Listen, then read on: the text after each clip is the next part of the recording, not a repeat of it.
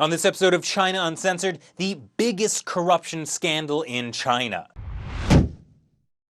Hi, welcome to China Uncensored. I'm your host, Chris Chappell. Don't worry, Xi Jinping isn't sleeping. He's just dreaming the Chinese dream. Napoleon is believed to have once called China a sleeping giant. Or was it lion? Or giant lion? Anyways, the point is he said, let China sleep, for when she wakes, she will shake the world. Well, at a recent meeting in France, Xi Jinping said that lion has woken up. Not to worry, though, Xi went on to say the lion is peaceful, pleasant, and civilized, which apparently also involves tearing your political rivals to shreds. At about the same time Xi was in France, Reuters reported that sources said Chinese authorities have seized a total of $14.5 billion from family and associates of Zhou Yongkang. That's more than what some small countries make in a year. The money was in stocks and bonds, real estate, antiques, art, luxury cars, liquor, gold, silver, and cash in several different foreign currencies. In the past 4 months alone, Reuters says 300 of Zhou's relatives, political allies, proteges, and staff have also been taken into custody or questioned. You're judged by the company you keep. No, seriously, you will be judged by the company you keep.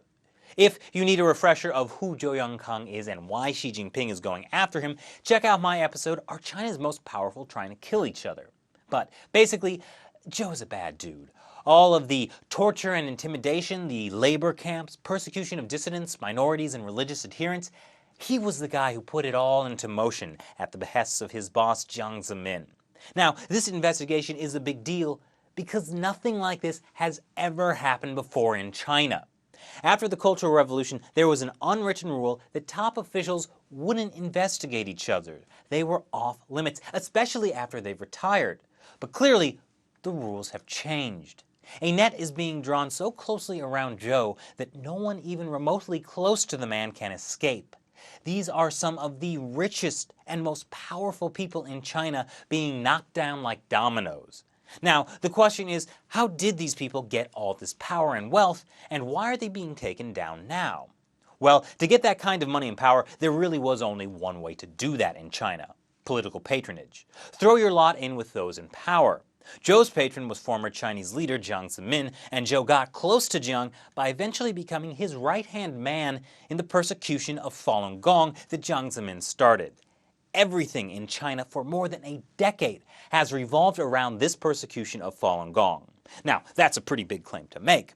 I said a while ago that I would do an episode explaining what Falun Gong is and why the Communist Party is persecuting it, and this rabbit hole went way deeper than I imagined. It's taken me a while to do all the research, but on my next episode, I'll begin a special series answering those questions. But there's one more thing that should be said about the move against Zhou.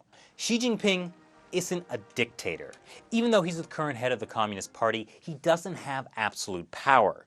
And that makes Xi's actions pretty risky as well. There are those in the party who are deeply unhappy at what he's doing. And Xi is walking a really fine line by trying to move against Zhou while still preserving the power of the party. Let's just say that these are going to be interesting times. Wait, what's going on? 让 Chris Chappell 见不到明天的太阳